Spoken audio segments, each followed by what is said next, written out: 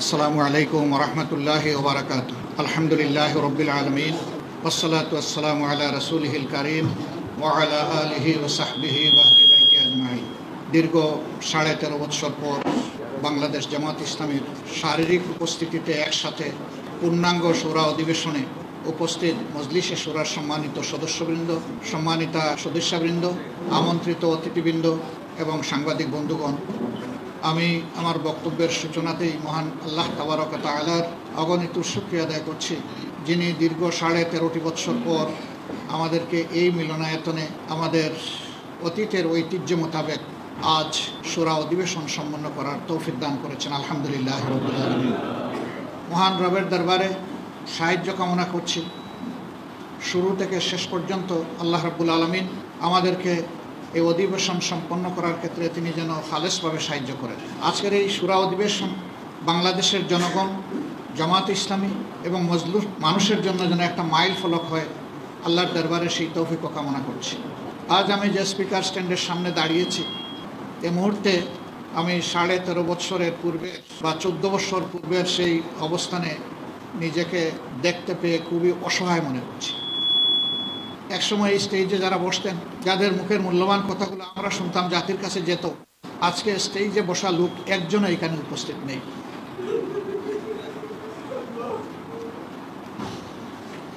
তারা চলে গিয়েছেন মৌলার কাছে, রেখে গিয়েছেন আমাদের কাঁধের উপর আমানতের বিশাল ভার। তাদের অপরাধ ছিল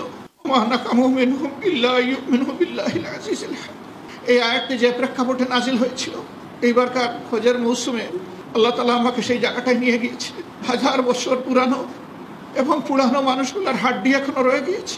এগুলা চিৎকার দিয়ে বিশ্ববাসীকে বলছে, তোমরা সাক্ষী থাকো, আমরা তাওহীদবাদী হওয়ার কারণে আমাদের উপর জুলুম করা হয়েছে, আমাদেরকে জিতা পুড়িয়ে মারা হয়েছিল, আমাদের নেতৃবৃন্দের এক এক করে 11 জনকে আমাদের বুক থেকে ছিনিয়ে নেওয়া হয়েছে, 5 জনকে দেওয়া হয়েছে মিথ্যা অভিযোগের ভিত্তিতে, বানানো তদন্ত এবং মিথ্যা সাক্ষ্যের ভিত্তিতে, সাজানো আদালতের ভিত্তিতে রায় দিয়ে তাদেরকে ফাঁসির মঞ্চে তুলে হত্যা করা হয়েছে।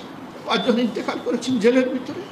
একজনের সাথে তৎকালীন র্যাবের অশুভ আচরণের শিকার হয়ে হসপিটালে গিয়েছে, সুস্থ হয়ে আর বাসায় ফিরলেন। সরাসরি তাকে কবরস্থানে নিয়ে যেতে হবে। শুধু তাকে হত্যা করেই ক্ষান্ত করা হয়নি, তার জানাজায় যারা শরীক হতে গিয়েছিলেন আমাদের বেশ কিছু ভাইকে আহত করে এবং গ্রেফতার করে নিয়ে যায়। অপরাপর নেতৃবৃন্দ যারা বিভিন্নভাবে জেলের ভিতরে ফাঁসি বা তাদের ন্যায্য অধিকার না পেয়ে দুনিয়া থেকে বিদায় নিয়েছিলেন, তাদের একজন মানুষের জানাজা আমাদেরকে শান্তিপূর্ণভাবে আদায় করতে দেওয়া হয়নি। বিশ্ববিবেক সাক্ষী, বাংলাদেশের মানুষ সাক্ষী, সাংবাদিক জগতের বন্ধুরা সাক্ষী। শুধু তাই নয়, শহীদ নেতৃবৃন্দের শাহাদতের দিন তাদের বাসা বাড়িতে হামলা করা হয়েছে, পরিবারের সদস্যদেরকে গ্রেফতার করে থানায় নিয়ে নির্যাতন করা হয়েছে। এই ভীতিকর অবস্থায় অনেকের পক্ষেই নিজের বাসা বাড়িতে থাকা সম্ভব হয়। শহীদ পরিবারের কোনো সদস্যকে আবার গুম করা হয়েছিল। গুমের শিকার এই সমস্ত বন্ধুদের উপর দিয়ে যে তাণ্ডব গিয়েছে, আল্লাহ তাআলা তাদের 2 জনকে মুক্ত করার পর আপনারা এখন তা জানতে পারছেন, তাদের মুখ থেকেই আপনারা শুনতে পাচ্ছেন তাদের সাথে কি আচরণ করা হয়েছে। আয়নাগর নামের এক ধরনের গ্যাস চেম্বারে তাদেরকে ঢুকিয়ে রাখা হয়েছিল। সেখানে সূর্যের আলো প্রবেশ করতো না, রাত কখন দিন কখন তারা বুঝতে পারতেন না। আজানের সময় উচ্চ সুরে বাজনা বাজিয়ে আজানটা শুনতে বিঘ্নিত করা হতো, দেওয়া হতো না আজান শোনার জন্য। উজুর পানি চাইলে, নামাজের কথা বললে দুর্ব্যবহার করা হতো। অথচ স্বাধীন এই দেশে সকলেরই ধর্মীয় কাজ করার অধিকার রয়েছে। শুধু কি তাই, আমাদের মা বোনদেরকেও বেইজ্জত করতে তারা কুণ্ঠাবোধ করে নাই। পর্দানসীন মহিলাদের ইজ্জত তারা কেড়ে নিয়েছে। আমরা যখন শুনতাম কাউকে বলতাম না, শুধু আল্লাহকে বলতাম। আমাদের কলিজা, আমাদের হৃদয় ভেঙে টুকরা টুকরা হয়ে যেত। আমাদের কাছে একজন পুরুষের শাহাদতের চাইতে একজন মহিলার ইজ্জত লুণ্ঠন করা ছিল অনেক কষ্টের। এটা শোনা, সম্মানিত ভাইয়েরা, এখানেও তারা থামেনি। হাজার হাজার মিথ্যা মামলা দিয়ে বিভীষিকাময় অবস্থা তৈরি করে লক্ষ লক্ষ মানুষকে দফায় দফায় জেলে নেওয়া হয়েছে। তার সব কিছুরই সাক্ষী এদেশের 18 কোটি মানুষ। আমরা আমাদের মনের কথাটুকু সেদিন বলার কোনো সুযোগ পাইনি। আমরা চিৎকার দিয়ে কাঁদতে পারিনি। বাপ বেটা একই টেবিলে বসেছেন খাওয়ার জন্য, দুপুরের খাবার নেবেন, তুলে এনে বলা হয়েছে রাষ্ট্রের বিরুদ্ধে ষড়যন্ত্র করতে তারা বসেছিলেন গোপন বৈঠক। নিজের বাসায় নিজের ঘরে বাবা আর ছেলে টেবিলে বসে খাবার নিচ্ছেন, এটাও অপরাধ।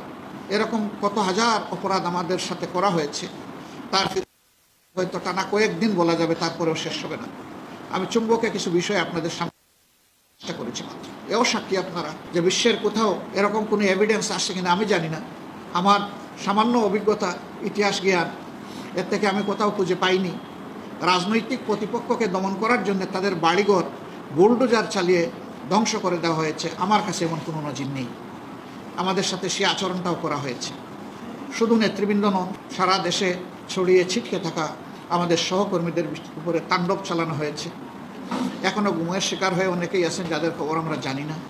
2 জনকে কেবল আমরা আমাদের বুকে ফিরে পেয়েছি, তাতে আমি আল্লাহর শুকরিয়া আদায় করছি। সারা বাংলাদেশে পুরুষ মহিলা শত শত খুন করা হয়েছে। আমাদের প্রত্যেকটা রাত, প্রত্যেকটা দিন উদ্বেগ উৎকণ্ঠার মধ্যে ছিল।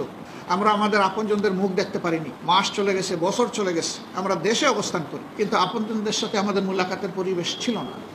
আমাদের অফিসগুলো সব জায়গায় বন্ধ করে রাখা হয়েছিল। হুমকি ধমকি, অফিসের লুণ্ঠন, প্রয়োজনীয় জিনিসপত্র সব তাই করে নেওয়া হয়েছে। কোনো জায়গায় আমাদেরকে সামান্য কোনো স্পেস দেওয়া হয়নি যেন আমরা এই দেশে কোনো মানুষ তো নই, এদেশে জন্ম নেওয়া কোনো প্রাণীও বোধহয় আমরা নই। এরকম নিষ্ঠুর আচরণ আমাদের সাথে করা হয়েছে। তরচাদা যুবককে তার মায়ের বুক থেকে টেনে নিয়ে তাকে খুন করা হয়েছে। 5 দিন 7 দিন গুম করে রাখার পর নাটক সাজিয়ে বলা হয়েছে অমুক জায়গায় হামলার জন্য প্রস্তুতি নিচ্ছিল। সেই অবস্থায় পুলিশ ঘেরাও করে ধরে নিয়েছে এবং তারপরে যখন অস্ত্র উদ্ধারে বের হয়েছে তখন পাল্টা দিক থেকে গুলি আসলে পুলিশের গুলি এবং পাল্টা দিকের গুলিতে সে মারা যায়। সবগুলা গুলির ঘটনা ছিল পিছন দিক থেকে খুন করা। যে 2-1 জন বেঁচে এসেছেন তারা বলেছেন যে হাতে হ্যান্ডকাপ দিয়ে আমাদেরকে বলা হতো সামনের দিকে হাঁটো, হঠাৎ করে গুলি এসে কাউকে নিয়ে যেত দুনিয়া থেকে তুলে। এরকম ছিল সেই দিনকার অবস্থা। আয়নাগরের কথা যখন প্রথমে আসলো অনেকে বিশ্বাস করেননি যে এটা কি একটা সভ্য দেশে সম্ভব, কিন্তু এখন বাস্তবতা প্রমাণ করে চিৎকার দিয়ে বলছে হ্যাঁ, এই দেশে হিটলারের গ্যাস চেম্বার তৈরি করা হয়েছিল। অ্যাডলফ হিটলার তার অপকর্মের কারণে দুনিয়া এখনও ধিক্কৃত। যারাই অপকর্ম করেছেন তাদেরকে দুনিয়া এবং আখেরাত 2 জায়গায় আমরা বিশ্বাস করি যে তাদের পাওনার মুখোমুখি হতে হবে। সম্মানিত ভাইরা, শুধু জামাত ইসলামী নয়, এখানে বিরোধী দল বিএনপি, উলামায়ে কেরাম, বিভিন্ন ধর্মীয় সংগঠন, তাদের উপরেও একই ধরনের তাণ্ডব চালানো হয়েছে। যদিও জামাতের উপর তাণ্ডবটা ছিল ভিন্ন মাত্রা এবং ভিন্ন গভীরতার, কিন্তু সবার উপরেই কম বেশি তাণ্ডব চালানো হয়েছে। হাজার হাজার আলেমকে বিভিন্ন ছুথানাতায় ধরে নিয়ে বছরের পর বছর কারাগারে রাখা হয়েছে। যখন আদালতে নেওয়া হতো কাস্টডিতে চোখ পড়ত, বয়স্ক বিশিষ্ট উলামায়ে কেরামের পায়ে বেড়ি, হাতে হ্যান্ডকাপ, নিজেকে ধরে রাখা কঠিন হতো। পুলিশকে ডেকে একবার বলেছিলাম যে ওনার বেড়িটা খুলে আমার পায়ে পরাই দেন, আমার সহ্য হচ্ছে না এই দৃশ্য দেখা। যারা কোরআন হাদিসের উস্তাদ, যাদের হাজার হাজার ছাত্রছাত্রী তাদের জন্য হাত তুলে দোয়া করে, আজকে তাদের পায়ে বেড়ি, এটা সহ্য করতে খুব কষ্ট হয়। এই অবস্থা গিয়েছে। শাপলা চত্বরে 2013 সালের 5 মে যা হয়েছে তা তৎকালীন সরকারের মন্ত্রীরা নিজের মুখে স্বীকার করেছে। বলেছে এসেছিল এক রাতে সাফ, এবং গর্ব করে এই কথাগুলো বলেছে। বারবার হুমকি দিত বাড়াবাড়ি করলে শাপলা চত্বরের পরিণতি হবে। তাইলে পরিণতিটা কি তারা সেদিন করেছিল, তাদের কথার থেকে এটা পরিষ্কার। এটাও এক ধরনের গণহত্যা।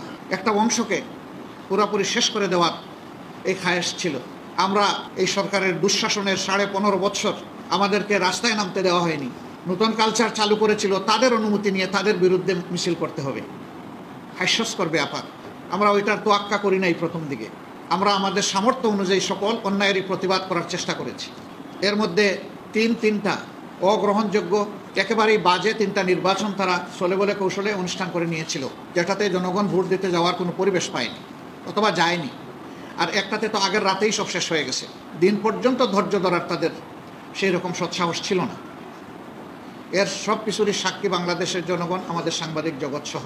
এরই ধারাবাহিকতায় জনগণকে সকল দিক থেকে যখন জুলুম নিপীড়নের শিকার হতে হলো, ঘুষ, দুর্নীতি, লুণ্ঠন, দখলদারি, খুন, রাহাজানি, গুম, ধর্ষণ যখন সীমা অতিক্রম করে গেল, তখন আল্লাহ তাআলার ফয়সালা বাংলাদেশের জমিনে নেমে আসলো।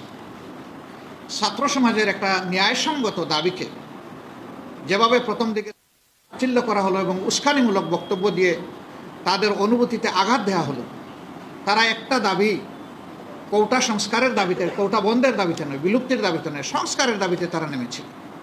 যে যৌক্তিকভাবে কোটাটাকে পুনর্বিন্যস্ত করা হোক, 18 সালে এটা করতে গিয়ে সব কোটা উঠে দেওয়া হলো, এখন আবার সব কোটা ফিরায় আনা হলো। এরপরেই তারা নেমেছিল রাস্তায়। তাদেরকে দমন করার জন্য এমন কোনো ব্যবস্থা নাই যেটা সরকার নেয়নি। প্রথমে ছাত্র সমাজের উপর তাদের ছাত্র সংগঠনকে লেলিয়ে দিল, হাতে মুগুর নিয়ে, লাঠি সোটা নিয়ে, যা পারে সেইটা নিয়ে, আগ্নেয়াস্ত্র নিয়ে তারা ঢাকা বিশ্ববিদ্যালয়ের ছাত্রদের উপর ঝাঁপিয়ে পড়ল।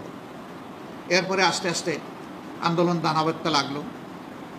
প্রধানমন্ত্রী যেভাবেই হন, তিনি তো রাষ্ট্রের প্রধান নির্বাহী, তার একটা বয়স হয়েছিল, এই চেয়ারের একটা মর্যাদা ছিল, একটা স্বাধীন দেশের তিনি যেভাবেই হন প্রধানমন্ত্রী ছিলেন, তারও বক্তব্যটা দায়িত্বশীলতার পরিচয় বক্তব্য তিনি দিতে পারলেন না। ফলে ছাত্র সমাজ এখান থেকে আরও বেশি আহত হলো এবং এই আন্দোলন শেষ পর্যন্ত এক দফার আন্দোলনে পরিণত হলো। ছাত্র সমাজ এই আন্দোলন শুরু করলেও এই আন্দোলনের সকল শ্রেণী, পেশা এবং বয়সের মানুষ সম্পৃক্ত হয়ে গিয়েছিল। কুলের 1.5 মাসের শিশু থেকে শুরু করে 90 বছরের বৃদ্ধ পর্যন্ত রাস্তায় নেমে এসেছিলেন। মা তার 1.5 মাসের শিশুকে কুলে নিয়ে রাস্তায় এসেছিলেন। আপনারাই একজন প্রশ্ন করেছিলেন, এই ঝুঁকিপূর্ণ অবস্থায় এই কচি শিশুটাকে নিয়ে আপনি রাস্তায় কেন?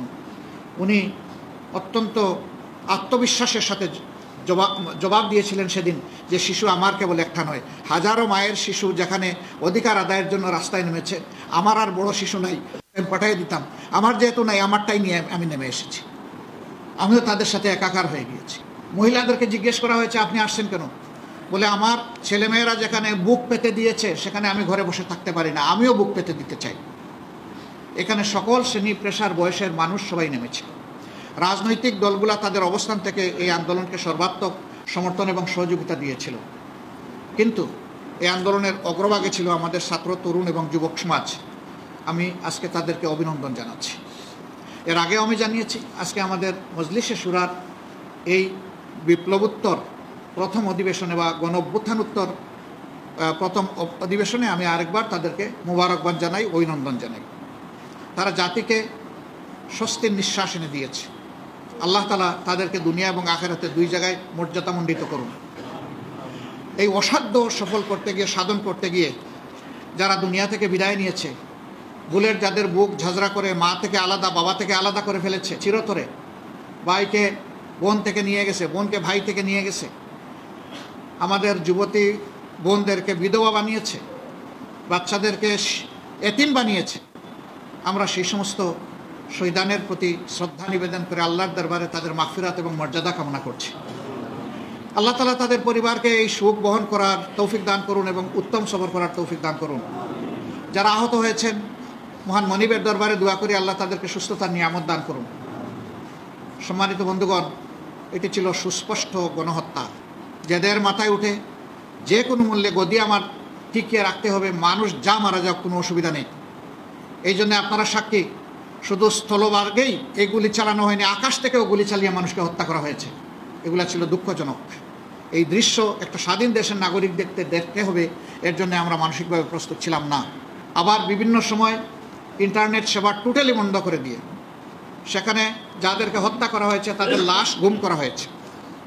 সর্বশেষ আপনারা দেখেছেন আশুলিয়ার ঘটনা, সেখানে ট্রাকের উপরে লাশের স্তূপ, তারপরে ধরিয়ে দেওয়া হয়েছে আগুন। আমরা কোন সভ্যতায় বসবাস করছি? এই সমস্ত গণহত্যা যারাই সংগঠিত করেছে তাদেরকে অবশ্যই আমরা সরকারের কাছে দাবি জানাবো, অবশ্যই তাদেরকে বিচারের এবং আইনের আওতায় আনতেই হবে। এই গণহত্যা ক্ষমা করার কারো অধিকার নেই। দল হিসাবে 15.5 বছর আমাদের সাথে যে বৈরিতা করা হয়েছে, আমাদের নিবন্ধন কেড়ে নেওয়া হয়েছে, অফিসগুলোতে তালা ঝুলানো হয়েছে, আমাদেরকে স্বস্তির সাথে চলতে দেওয়া হয়নি, দফায় দফায় আমাদেরকে নির্যাতন করা হয়েছে বিভিন্নভাবে, শেষ পর্যন্ত আমাদেরকে শেষ মুহূর্তে দিশাহারা সরকার নিষিদ্ধ ঘোষণা করে তারপরে তাদের কলিজা ঠান্ডা করেছে। আমরা বলেছি যে আমরা প্রতিশোধ নেব না। প্রতিশোধ না নেওয়ার মানে হচ্ছে আমরা আইন হাতে তুলে নেব না, কিন্তু সুনির্দিষ্ট অপরাধ যিনি করেছেন তার বিরুদ্ধে মামলাও হবে এবং তাকে সে মামলায় শাস্তিও পেতে হবে। গণহত্যার বিচার করতে হবে, আবার 15.5 বছর ধরে যে সমস্ত অপরাধ করা হয়েছে সেইটারও বিচার করতে হবে। তখন সরকারের প্রধান নির্বাহী থেকে শুরু করে সকলেই তারা বলতেন, এবং এটি আইনের কথা, যে আইন সকলের জন্য সমান, কেউ আইনকে ফাঁকি দিতে পারবেন না। আমরা সেই সমান আইনের প্রয়োগটা এখন দেখতে চাই। তবে এটা ঠিক, এই আইনের আশ্রয় নেওয়ার নামে একজন নিরপরাধ মানুষও যাতে হ্যারাসমেন্টের শিকার না হয় সেটাও আমাদেরকে খেয়াল রাখতে হবে। আমরা আমাদের সংগঠনের প্রতি আহ্বান জানিয়েছি যে ক্ষতিগ্রস্ত যারাই মামলা করবেন, আইনের আশ্রয় নেবেন, কোনো মানুষের উপর যাতে বেইনসাফি না হয় সেই দিকে তীক্ষ্ণভাবে দৃষ্টি রাখতে হবে। বারবার চেক করে দেখতে হবে যে কোনো নিরপরাধী মানুষের নাম আমাদের অভিযোগপত্রে আছে কিনা। যদি থাকে তা অবশ্যই বাদ দিতে হবে, তাকে রাখা যাবে না। সম্মানিত ভাইরা, এ দেশটা আমাদের সবার। এবারকার এই আন্দোলন শুধু পুরুষের নয়, নারী পুরুষের সবার, শুধু ছাত্রদের নয়, আপামার জনতার। সে আন্দোলনে রাজনৈতিক দল যেমন সম্পৃক্ত হয়েছিল, সিভিল সোসাইটিও সম্পৃক্ত হয়েছে, শিল্পী সমাজ সম্পৃক্ত হয়েছে, শিক্ষকরা নেমে এসেছেন, একেবারে কেজি স্কুল থেকে শুরু করে বিশ্ববিদ্যালয় পর্যন্ত রাস্তায় নেমে এসেছেন। গৃহিণী যাদেরকে বলা হয়, ঘরের আমাদের মা বোনেরা, কেউ বাকি ছিলেন না। ঠিক সমান তালে দেশবাসীর সাথে এই আন্দোলনে প্রবাসে যারা বাংলাদেশিরা ছিলেন তারাও অংশগ্রহণ করেছে। তারা অংশগ্রহণ করতে গিয়ে নিগ্রহের শিকারে পরিণত হয়েছে। একটা দেশে 57 জনকে গ্রেফতার করে তাদেরকে যাবজ্জীবন শাস্তি দেওয়া হয়েছে। আমরা এই সরকারের কাছে দাবি জানিয়েছিলাম অগ্রাধিকার ভিত্তিতে তাদেরকে ছাড়িয়ে আনতে হবে। আলহামদুলিল্লাহ, আমরা এই সরকারকে ধন্যবাদ জানাই, তারা এই উদ্যোগ নিয়েছেন। আমরা ধন্যবাদ জানাই ওই দেশের যিনি সরকার তাকেও, যে তারাও তাদেরকে মুক্ত করে দিয়েছেন, মাফ করে দিয়ে। সরকারের কাছে দাবি হচ্ছে এদেরকে এখন মর্যাদাপূর্ণভাবে পুনর্বাসন করতে হবে। শুধু তাই নয়, যারা মিডিয়ায় সমান তালে 15.5 বছর স্বৈরাচারী শাসন ব্যবস্থার বিরুদ্ধে কথা বলেছেন, জনমত সংগঠিত করেছেন, তাদেরকে প্রবাসেও হেরাস করার চেষ্টা করা হয়েছে, তাদের স্বজনদেরকে দেশের বুকে হেরাস করার চেষ্টা করা হয়েছে। আপনারা একজনের কথা অন্তত স্মরণ থাকার কথা, আপনাদেরই সম্প্রদায়ের কনক সরওয়ার, তার বোন রাখার সাথে কি আচরণ করা হয়েছে এটার সাক্ষী আপনারা। ভাইয়ের অপরাধের জন্য অপরাধী যদি হয়ে থাকে, আমরা এটাকে অপরাধ অবশ্যই মনে করি না, কেন বোনকে শাস্তি পেতে হবে? বাবাকে অ্যারেস্ট করতে এসেছে, পায় নাই, ছেলেকে নিয়ে গেছে, ছেলেকে অ্যারেস্ট করতে এসেছে, পায় নাই, বাবাকে নিয়ে গেছে, মাকে নিয়ে গেছে, বোনকে নিয়ে গেছে। কোন অসভ্য জগতে আমরা ছিলাম? সাংবাদিক বন্ধুগণ, আজকে সময় এসেছে বিভক্ত জাতিকে ঐক্যবদ্ধ করার। অন্যায় অসত্যের বিরুদ্ধে যেমন আমরা সোচ্চার থাকবো, ঠিক জাতির এই কাঙ্ক্ষিত পরিবর্তনকে কেউ যাতে ব্যর্থ করে না দিতে পারে, এই জন্য সকলে মিলে আমরা পাহারাদারি করব। এটা একার রাজনৈতিক দলের কাজ নয়, এটা আপামর জনগণের। তবে বিশেষভাবে দায়িত্ব বর্তায় দুইটা সম্প্রদায়ের উপর। একটি হচ্ছে রাজনৈতিক দল কিংবা নেতৃবৃন্দ, আরেকটা হচ্ছে সাংবাদিক সমাজ। এই দুই সমাজকে বলা হয়, তাদের আই হচ্ছে 4D আই। তারা 4 ডাইমেনশনে, চতুর্দিক থেকে জাতিকে দেখেন। এই জন্য মিডিয়াকে বলা হয় ওয়াচডগ, বলা হয় জাতির দর্পণ। আর মিডিয়া কর্মীদেরকে বলা হয় তারা হচ্ছেন জাতির বিবেক। আমরা এই জাতির বিবেক বন্ধুদেরকে অনুরোধ করব যে ইনশাআল্লাহ অতীত যা হয়েছে হয়েছে, ভবিষ্যতে অবশ্যই আমরা সাদাকে সাদা বলবো এবং কালোকে কালো বলবো। সেই কালোর জায়গায় আমি কিংবা আমরাও যদি থাকি, আমাদেরকেও ছাড়বেন না আপনারা, আমাদেরকেও ধরবেন, আমাদেরকেও আপনারা সমালোচনা, আমাদেরকে সংশোধন করে দেওয়ার চেষ্টা করবেন। কারণ জাতির জন্য আমরা চিন্তা করি, আমাদের ভুলের কারণে জাতি ক্ষতিগ্রস্ত হোক, এটা আমরা চাই না। কেউ যেন আপনাদের এই সতর্ক চোখ এড়িয়ে যেতে না পারে, সেই দিকে আপনারা নিঃসংকোচে, নির্ভয়ে, সাহসিকতার সাথে মুক্ত হাতে আপনারা কলম চালাবেন, মুক্ত মুখে আপনারা বয়ান দেবেন, কাউকে আপনারা পরোয়া করবেন না আল্লাহ তাআলা ছাড়া। বিগত এই দীর্ঘ সময়ে যারা বিভিন্নভাবে নিগৃহীত হয়েছেন, তাদের প্রতি আবারও আমি শ্রদ্ধা নিবেদন করছি, এবং যারা দুনিয়া থেকে বিদায় নিয়েছেন নিগ্রহের শিকার করে, আবারও আল্লাহর দরবারে তাদের সকলের শাহাদাত কামনা করছি। ব্যাংকগুলা ফুতলা করে দেশের বাইরে অর্থ নিয়ে গিয়েছে। এই অর্থ আপনার, এই অর্থ আমার, এই অর্থ 18 কোটি মানুষের। এদেরকে আইনের আওতায় এনে দুনিয়ার যেখানেই থাকুক এদেরকেও ফিরে আনতে হবে, অর্থও ফিরে আনতে হবে, এবং এই ক্ষেত্রে সবাইকে সোচ্চার ভূমিকা পালন করতে হবে। এদেরকে কোনোভাবেই ক্ষমা করা যায় না। এরা জাতির দুশ্মন, এরা ডাকাত, এরা লুঠেরা। এদের হাত থেকে দেশকে অবশ্যই রক্ষা করতে হবে, এবং আগামী দিনে আমরা সকলেই এখান থেকে শিক্ষা নিয়ে আগামীর পথ চলবো, এটা আমরা আশা করি। আপনাদের মাধ্যমে আমরা প্রিয় জাতিকে আহ্বান জানাতে চাই, কাঙ্ক্ষিত এই পরিবর্তন, এই বিপ্লব, এটা যেন কেউ ব্যর্থ করে না দিতে পারে। আমাদেরকে সর্বদা সচেতন থেকে জনগণের অধিকারের পক্ষে, স্বাধীনতার পক্ষে আমাদেরকে আপোষহীন অবস্থান নিতে হবে। আল্লাহ আমাদেরকে সাহায্য করুন, আল্লাহ আমাদেরকে কবুল করুন, আল্লাহ বাংলাদেশের উপরে রহমত নাজিল করুন, আল্লাহ তাআলা শান্তির ফয়সালা দান করুন, এবং একটি সভ্য ঐক্যবদ্ধ জাতি গঠনে আল্লাহ আমাদের সবাইকে তৌফিক দান করুন। আসসালামু আলাইকুম ওয়া রাহমাতুল্লাহি ওয়া বারাকাতুহু।